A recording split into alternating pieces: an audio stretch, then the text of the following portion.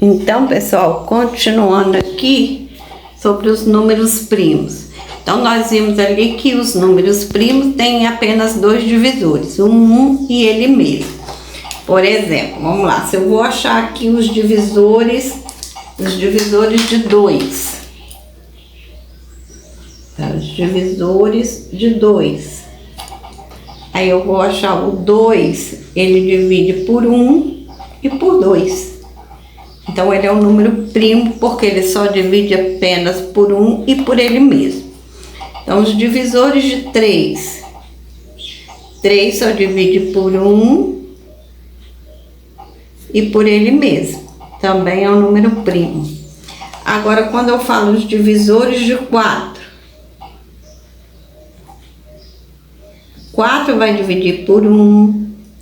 4 divide por 2, porque 2 vezes 2 é 4. 4 divide por 4. Então, olha bem, ele já é, o 4 é um número composto.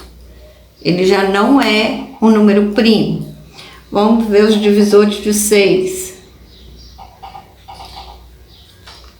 Então, os divisores de 6. 6 divide por 1. 6 divide por 2. 6 divide por 3. E 6 divide por 6. Então, também é um número composto. Vamos ver o número 5. Divisores de 5. 5 divide por 1 e por 5. Ó. Divisores de 5. 1 e ele mesmo. A mesma coisa acontece com o 7. Divisores de 7. 7 também divide por 1 e por 7. Então, observa que a diferença entre o número primo e o número composto, que o primo ele só vai ter 2 divisores. E o número composto tem 3 ou mais divisores. E o número 1? O número 1 é o primo ou é composto? Veja bem, número 1, os divisores de 1. O 1 divide por 1. Qual regra que ele entra? Porque ele só tem um divisor. Então, o número 1, ele não é nem primo e nem composto. Ele é um número especial. E o 0? Os divisores de 0? O 0 é o quê? Se eu dividir o 0 por 1, vai dar 0. Se eu dividir 0 por 2, vai dar 0. Se eu dividir 0 por 3, vai dar 0. Então, o 0 também é um número especial. Porque eu não posso pegar o 0 e multiplicar. Por exemplo, para mim achar o número 6, o 6, ele é um resultado de uma multiplicação de 2 vezes 3. E o 0 não. O 0 não é o resultado de uma multiplicação de números primos. Né? Porque 0 vezes 0 é 0. Então, 1 e o 0 são casos especiais, não são primos e nem composto. Né? Porque o 0 indica uma neutralidade. Então, aí, ó, nós observamos, né, a diferença de número primo para número composto.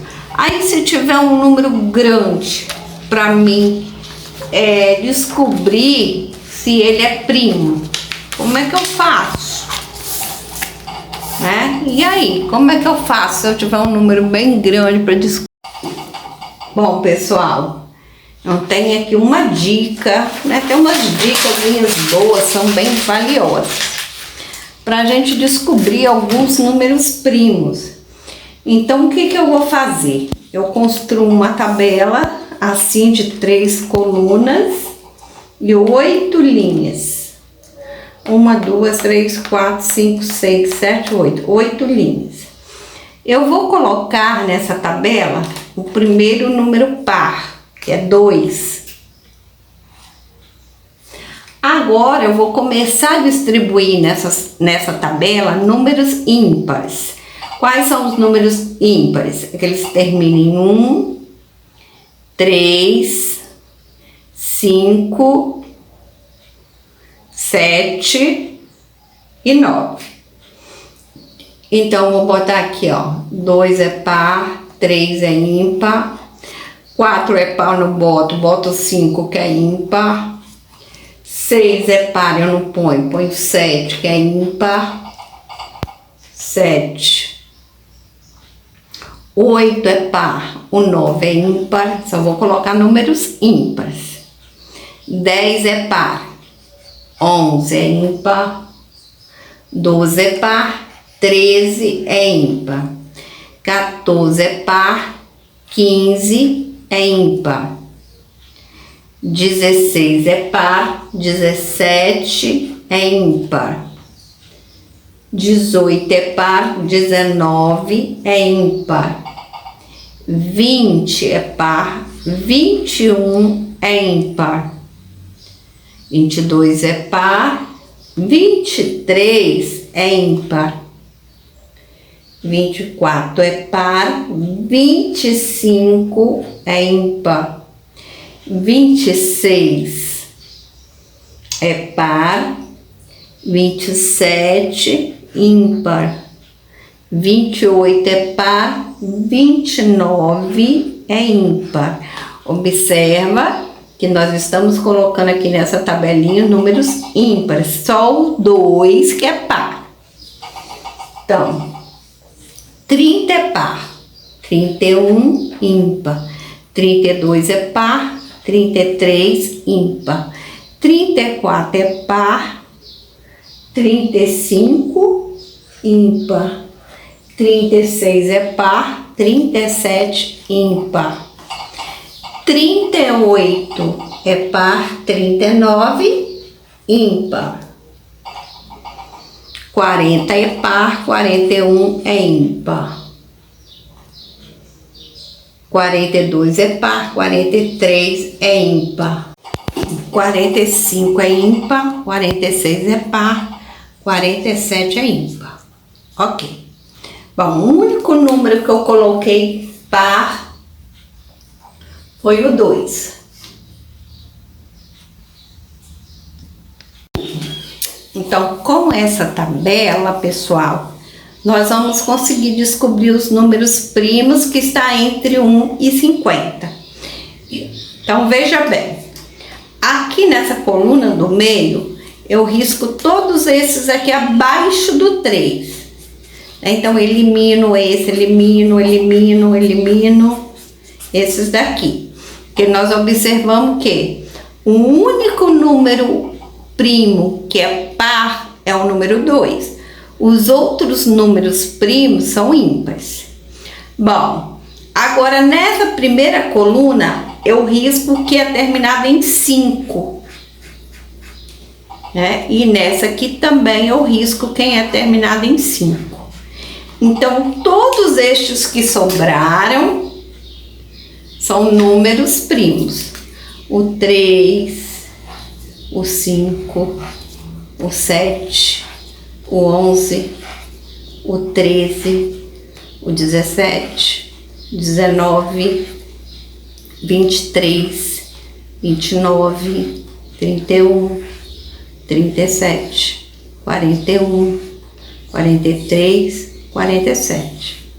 Então, aqui eu descobri uma forma de eu conseguir descobrir os números primos rapidinho, que está entre 1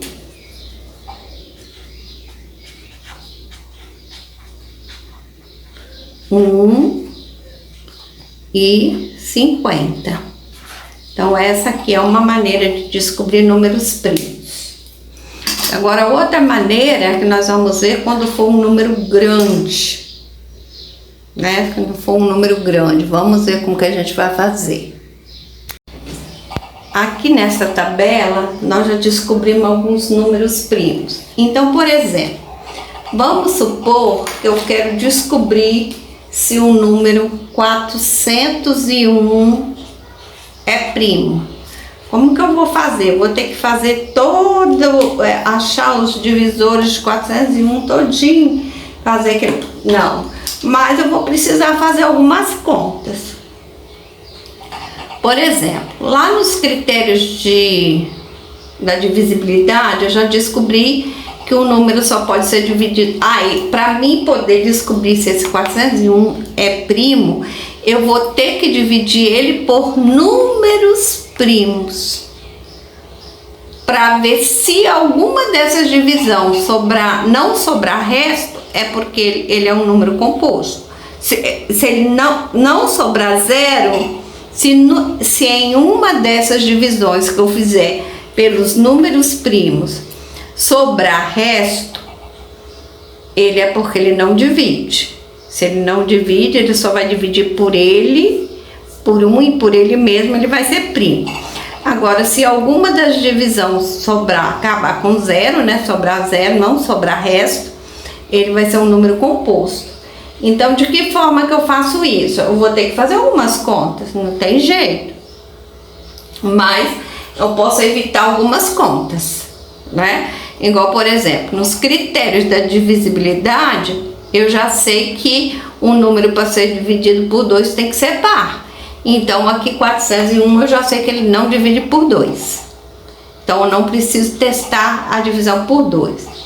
Lá também no critério da divisibilidade, diz que para o número dividir por 3 tem que somar os seus dígitos para dar um número dividido por 3. Então, 4 mais 1 dá 5. 5 não é divisível por 3. Então, eu também não preciso fazer essa conta da divisão por 3. Lá diz que o número para ser divisível por 5 tem que terminar em 0 ou 5. Então, ele não termina nem em 0 nem em 5. Então, também não preciso fazer isso. Mas eu vou ter que fazer a divisão dele por 7. Então, olha lá, eu vou lá, faço a divisão por 7. Então, já fiz ali a divisão por 7. Deu, eu dividindo 401 por 7. 401 dividido por 7, eu sei que vai dar o resultado ali, vai dar 57, vai sobrar um resto. Então, ele também não é por 7. Mas observa aqui, esse resultado aqui, né, tá maior do que o divisor. Então, tem que continuar dividindo. Quando esse resultado aqui ficar menor do que o que tá aqui, aí eu posso parar, porque já não tem como dividir. Então, isso significa que ele vai ser um número primo. Bom, o próximo número primo é 11. Então, eu vou lá, vou dividir 401 por 11. Né? Aí, ele vai dar lá 36 de resultado, vai sobrar 5. Então, eu descobri, ó, aqui continua, o resultado continua maior do que o divisor aqui. Então, eu tenho que continuar. Então, esse aqui também não deu. Então, tem que continuar dividindo. O próximo é 13. Aí, eu vou dividir por 13. 401 dividido por 13. Aí, ele vai dar 30 e vai sobrar um resto de 11, mais ou menos. Gente, eu tô fazendo aqui mais ou menos, só para mostrar a vocês como é que eu tenho que fazer. Então, observe que aqui ainda está maior do que aqui. Então, até agora eu não achei uma divisão exata. Então, eu vou ter que continuar dividindo. O próximo divisor primo é 17. Então, vou lá, 401 dividido por 17. Aí, eu vou achar 23 e vai sobrar resto 10. Então, aqui, ó, 23 ainda tá maior do que o divisor.